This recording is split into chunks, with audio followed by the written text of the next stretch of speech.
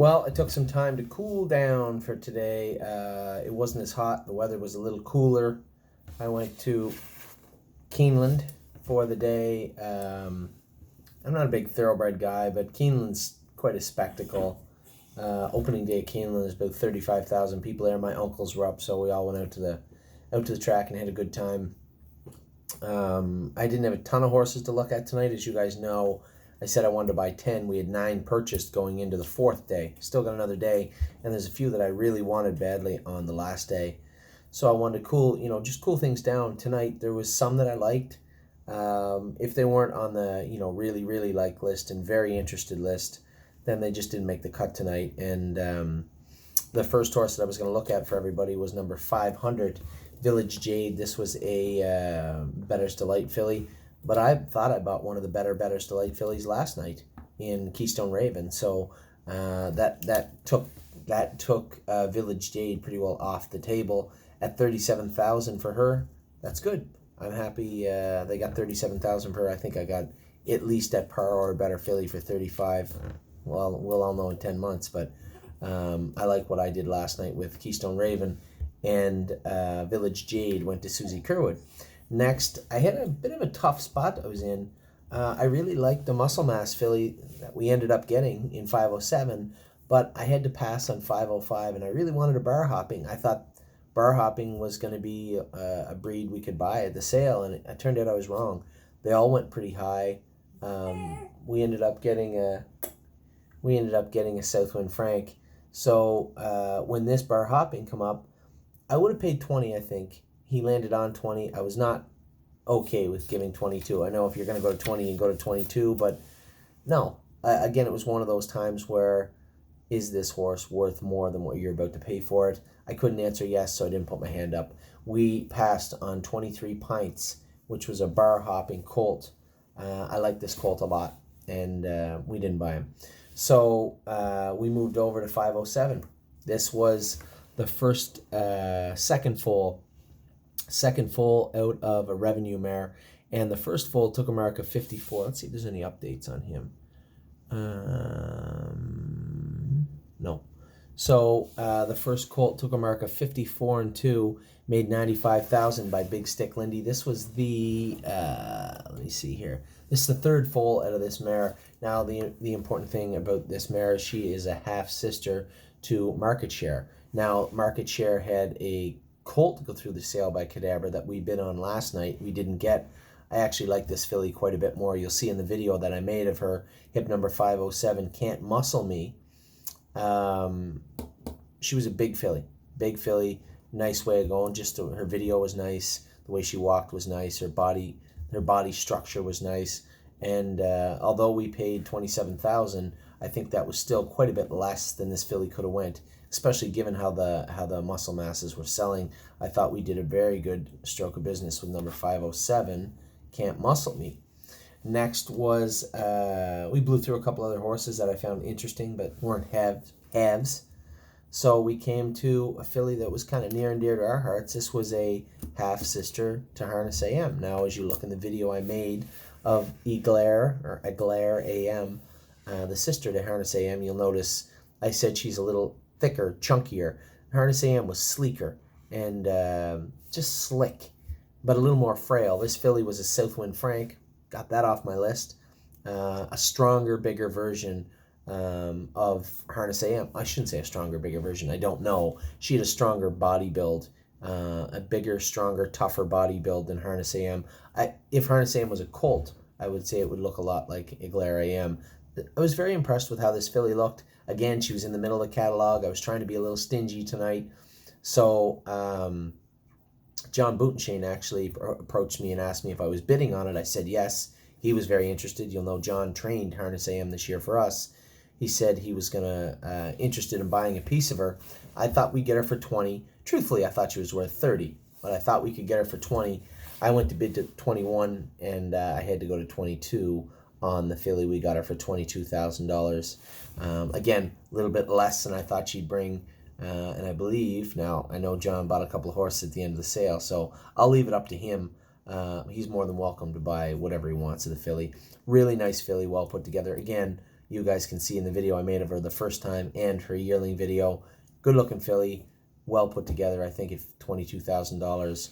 It was a pretty easy sale to be made, even though I had already reached my quota. This filly here was one that was easy to purchase. Number 546, Paint by Numbers, another bar hopping. I loved this horse. Now, I talked to my father. He said there wasn't enough breeding there, and I thought she'd bring 25. He didn't even think she was worth 25. Well, Jim Campbell thought she was worth 52. I didn't even get my hand up, but Paint by Numbers looked great in the ring, looked great in the video we did of her. Great video of her yearling video was great. I really liked this filly. Yeah, she was a little tiny bit light on pedigree, but looked extremely athletic, and obviously Jim Campbell agreed. He gave $52,000 for Paint by Numbers. Again, we went through a couple of other ones that I liked, but just not enough. And we got to Like Wind Hall. Oh, why do I have this one on here? This isn't right. 589 maybe? Nope. I don't know why I put this one on here. This one wasn't on my list. 598, 22,000. Oh, I know which one this was. The horse that I bid to 25, I bid to 22 and was out at 22. It went for 25. I'll find it. Doesn't matter. I didn't get the horse. Number 620 though was a horse I really liked. One of my top picks from today's session was a Royalty for Life Ontario bred trotting colt. Now this was a first colt from a Cadabra mare. The second dam was a dam of Bluto. Very, very strong family here. I liked this horse's video. I liked him in person. And it was funny, the night before, Steve Palermo and I had a bet about a horse. I lost, had to buy drinks. He thought that this horse would go for a lot more. Big, big colt. He thought for sure this horse would go for a lot of money. I said 22. I got Northern Blizzard for 20. So, again, well below what he could have went for, certainly below what I thought he would go for, and we ended up with the horse. That was it for me for the night. Now, Amy had come to me before the end of the night. We had a mare a few years ago. Her name was Aspen, California. We had her for a friend of ours. Did really, really well with her. She raced in the Golds. Took a mark of 56. Just a nice filly. She had a filly in this sale who I thought was okay. But the sister to Aspen, California, this was the 12th foal out of the mare, a Father Patrick mare. But just an exceptional looking filly. I thought she was great. I really didn't get a good look at her during the week, but I saw her up in the ring. So in Lexington, they have that walking ring in the back where they have 5-6 horses walking at all times. And then they go into the back sale ring, another 4 or 5 horses walking. Then they go into the ring. So you have a good 10, maybe even 20 minutes to look at these horses real, real good. And she was a beautiful filly. She stood correct. You know, they stopped her a couple of times. She stood correct. She was a beautiful size. Just a really, really, actually very nice filly that kind of flew under even my radar. I thought we could maybe get her. I knew she was a Father Patrick. It was kind of late in the day. We might be able to get her. I was actually in quite late on her. I was the underbidder of her at 40,000, only because I knew there'd be a lot of parties interested in this filly, especially. Great breeding here. Aspen, California was a good filly. There's some good fillies in colts in the first line, and then you have Chasing Tail, Kick Tail in the second. Well-bred filly. No surprise, a breeding firm bought her. Glengate Farms bought her. I think a good purchase. I just couldn't pay any more. Maybe even I was getting pretty close to the boiling point on her, but I let her go. Felix Marion ended up with a couple of horses tonight. Our blacksmith, I'll be keeping them. Thought they were good purchases too. One was a Creatine, one was a Donato. And then on to tomorrow. We have 12 horses purchased, and there's 2 I really want tomorrow. If I don't get them, I don't get them, but we will have a list tomorrow. A lot of people ask me why I didn't buy the Control the Moment filly. We had bought that Better's Delight filly. She was worth the money. Make no mistake. I just didn't need another pacing filly. Looking at what we had in the barn right now, I think we have 3, maybe 4 Ontario sired pacing fillies, if I'm not mistaken.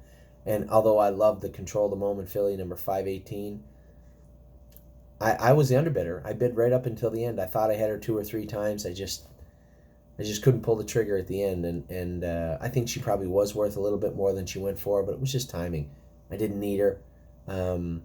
We had a filly I thought was exceptional the night before in the Better's Delight filly, Keystone Raven. We have a number of other fillies in the barn, and we still have sales, right? We still have London, we still have Harrisburg, and to jump in on that filly at that point, I thought it wouldn't be reckless by any means, but I don't know the better word, maybe needless, I guess. I loved her, and I thought she was probably, I said to you guys in the webcast, I love this filly, but just a little too much. So we did have a horse racing night, Totally Tacked Her. Looked like a flat mile, looked a little rough in the last turn. We're going to have to keep working away on this guy. We'll get him squared away properly. Went a mile in 2 minutes, kind of an ugly mile, but I was happy with the way he schooled, and I expect he'll bounce back. I'll go with him next week, and we'll see if we can't get him straightened away. A little bit of tinkering here and there, and we'll get Totally Tacked Her squared away. So that is it for fourth day in Lexington. Fourth day. Tomorrow's the Red Mile. I get to watch James race. So tomorrow morning, going to get up, going to go look at a couple of horses maybe, scoot out to the Red Mile for the afternoon, and then come back for the sale. We do have 130 horses selling tomorrow. I can think of 2 off the top of my head that I am extremely interested in. I'm sure there's a few more. There might be a third also. Somebody had asked me to look at a wishing stone. That's right, a wishing stone tonight. So there could be 3, but there is definitely 2 I am very, very interested in on day 5. We got 12. Last day of Lexington is tomorrow. So I will keep you guys updated, let you know how things go. Talk to you soon.